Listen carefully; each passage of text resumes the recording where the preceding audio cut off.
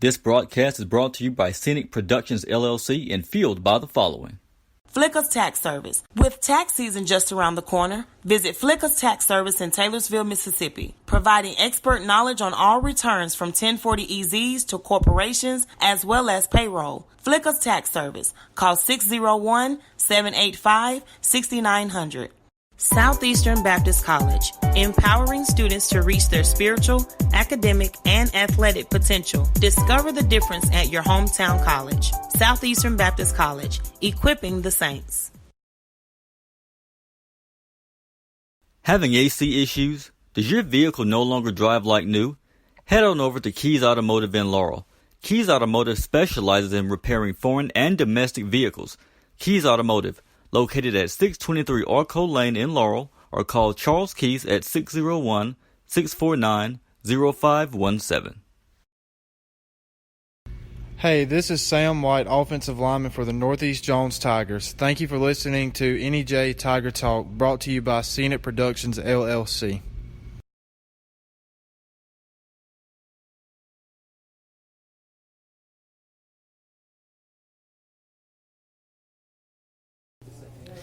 And hello, Tiger fans. Thank you for logging on to this Week 10 broadcast of NEJ Tiger Talk, brought to you by Scenic Productions LLC and fueled by Southeastern Baptist College, Keys Automotive Services, and Flicka's Tax Services. I'm the voice of the Northeast Jones Tigers, Kensley Keys, coming to you live from Walker's Dairy Bar.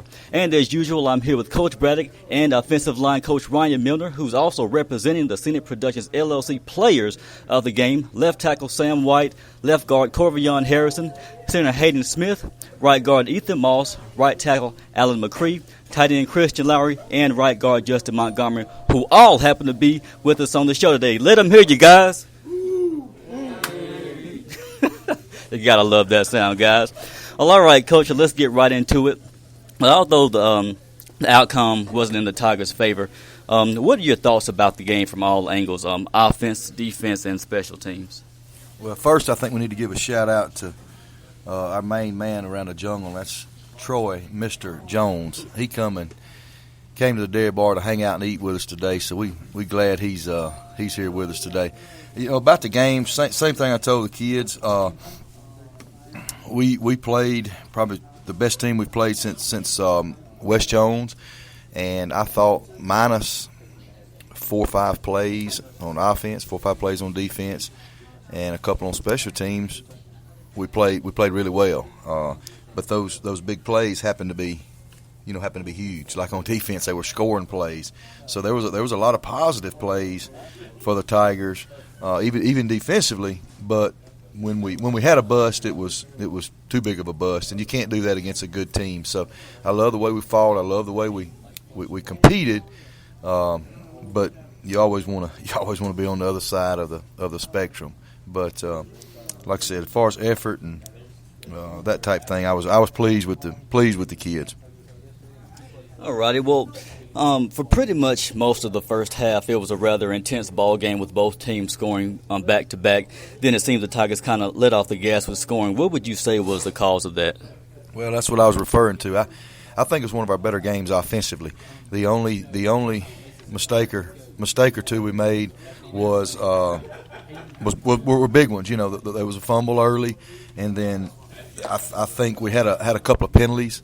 We had a snap deal, and then we had a couple of penalties, and I think that was during that time that it halted us in scoring, and we had to settle for 3 one time. So, and you know, they made some adjustments. They did just like us. They made some adjustments to get a stop here or there, but we had a few self-inflicting wounds there that turned out to be big for a stretch. But then we finished strong, so I was definitely pleased with that offensively.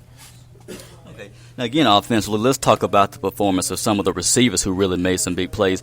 Wide receiver Jalen Hudson, who was with us last Tuesday, really impressed with his touchdown performance, including the 75-yard touchdown catch, along with Jamarcus Sampson's 50-yard reception and tight end Christian Lauer's 15-yard reception on 3rd and long, which led to a Tigers red zone touchdown. It seems your receivers are playing with more confidence as the season progresses. What do you attribute it to? Well, we knew when we got in the meat of the division schedule that we couldn't line up and run it up the middle every play. So we kept working, kept practicing. The kids kept getting better, and we knew we were going to have to be more balanced when we hit teams like Mendenhall and Quitman, and that was our goal. So they worked really hard in practice, and Mason had one of his better games. He was getting the ball out. The run game has been good to us. The run game has allowed us to be good in the passing game, and those guys are all good players, and we knew it was just a matter of time. Like I said, you mentioned Sampson and Hudson, and of course you got Dawson Brooks out there.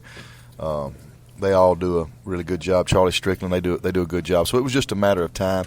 The previous two games, I don't know if we really needed that. I would have liked to have thrown it a time or two and make you feel a little better. But the truth of the matter is, we didn't have to then, and we didn't need to. So this was the first night that we needed to do that since we started division, and they did a great job and executed really well.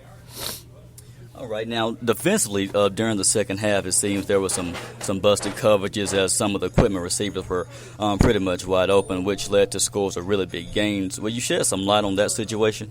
Yeah, well, it was just what you said, it was busted coverage.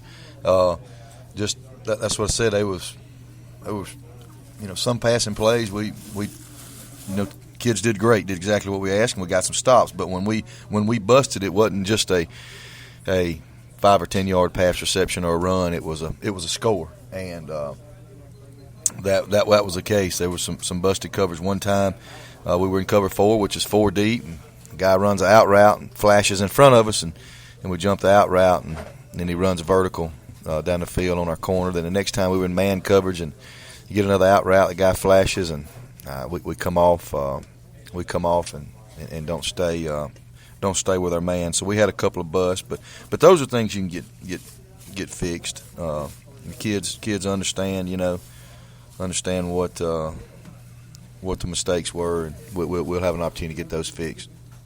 All right. So now the Tigers are 2-1 in division. So give our listeners some perspective on how the 4A division is shaped up now. Well, it looks like you got 2 undefeated teams in Mendenhall and Quitman, and they play the last game of the year. If we win out, and beat Mendenhall by a certain margin, and then they beat Quitman by a certain margin, then we can still finish as division champs. If we win out and Quitman wins, we'll be in the second seed. So we're in the playoffs, okay. And Mendenhall and Quitman are in, and Florence and Richland will be playing, and Florence and Newton County will be playing for the last spot. Okay. Now the Tigers travel to Mendenhall Friday to take on those Tigers, and hopes of getting back. And the Tigers hope hope to get back into the win column. Tell us about the Mendenhall Tigers and what will be the keys for victory for the Northeast Jones Tigers. Well, they're really, really athletic. Probably the fastest team we've played. The fastest as a whole, probably the fastest team we've played. They're really hot right now. They've run 4 in a row. They played a bunch of young kids, so they took some lumps early, but they're really playing well right now. It'll take another great effort, which I fully expect. Us to get out of our guys. We'll have to establish a run like we always want to do, and I think we can do that. And then defensively, we got to get the home run play fixed, and that's going to happen. So if we can do those two things, we're going to give ourselves a chance to win come Friday. All right, I hear you, Coach. Well, all right, thanks so much for talking with me, Coach. We're going to step away for a moment, and when we return, we're going to hear from the man responsible for the magical performance of the Tigers' offensive line, no other than offensive line coach Ryan Milner, and we'll be right back.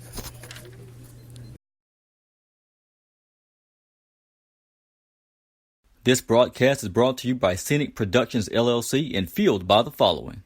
Flicka's Tax Service. With tax season just around the corner, visit Flicka's Tax Service in Taylorsville, Mississippi, providing expert knowledge on all returns from 1040 EZs to corporations as well as payroll. Flicka's Tax Service. Call 601-785-6900. Southeastern Baptist College, empowering students to reach their spiritual, academic, and athletic potential. Discover the difference at your hometown college. Southeastern Baptist College, equipping the saints.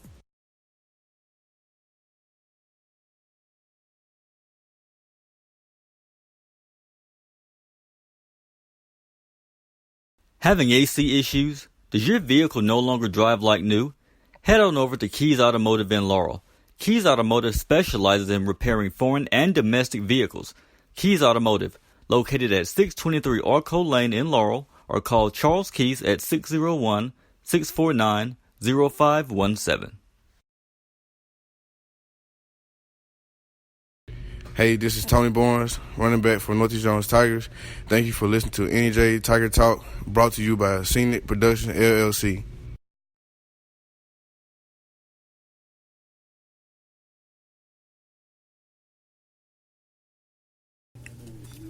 And welcome back to NEJ Tiger Talk, brought to you by NEJ Productions, LLC, and fueled by Southeastern Baptist College, Keys Automotive Services, and Flicka's Tax Service. As promised, I'm here with the man responsible for the remarkable performance of the Tigers' offensive line, Coach Ryan Milner. So how's it going, Coach? It's going good today. All right, great to hear. Now, for those who aren't really familiar with you, talk a bit about your background, where you played, your position, who coached you, and your coaching experience. Okay, I graduated from Northeast Jones in 1998, played O-line the whole time I was here. Went to Mississippi College, played O-line up there, got into coaching, had to quit playing from some injuries, got into coaching, coached tight ends and O-line up there, and then got into high school coaching, first job at Quitman. Moved on to Macomb, then back closer to home with Taylorsville, went to Bay Springs, been at Laurel the last 6 years, and this is my first year here at East. Wow, you've been around, Coach. That's a good lineup you got there. Okay, so how does it feel to return to your own stomping grounds and share the knowledge you've gained throughout your coaching years and to make a positive difference by impacting the Tiger offense? It feels good to be back home. It's your alma mater. I've been away probably 15, 18 years. One of the key things was coming back is my whole family. I mean, I coach at the high school. I got a kid in the 8th grade. I got 3 kids at the elementary, and my wife teaches at the elementary. So we're all in out here. But at the same time, I know what kind of kids are out here. I was one of those kids one time, hard-working kids, hard-nosed kids that just want to be coached and want to be loved on and directed. Okay. So once you were brought on as the O-line coach and hearing about the type of season the Tigers had last year, what were your initial thoughts and what plans or processes did you put in place to improve the O-line? From watching film from last year, I had a lot to work with. Thought what I saw on film last year, they played hard, but I think what we really pride ourselves on is being fundamentally sound. From the steps we take to the stance we get in to all those things, and I know these guys probably get tired of me telling them about that and working those things in practice because it's week 10 and we're still going to work coming off the football steps, getting on a sled and stuff like that, and I think that's the most important thing. All right. Now, the players of the game against the Quitman Panthers is left tackle Sam White, left guard Corvion Harrison, center Hayden Smith, right guard Ethan Moss, and right tackle Alan McCree and tight end Christian Lauer, who collectively make up the offensive line. Talk about how it's been getting to know these guys as players and individuals, as well as being instrumental in their athletic development.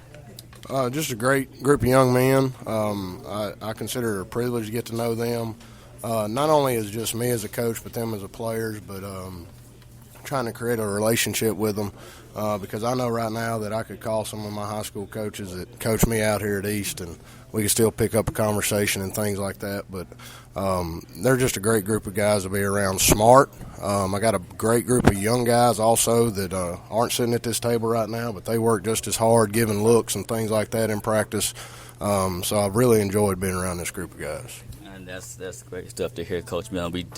I definitely appreciate, the relationship that you have with the players and the work that you put in. I mean, even I know, I've never been a coach, but I mean, I can tell even from talking to Coach Braddock. I mean, if you're going to get into coaching, you better be serious about it, because I mean, it's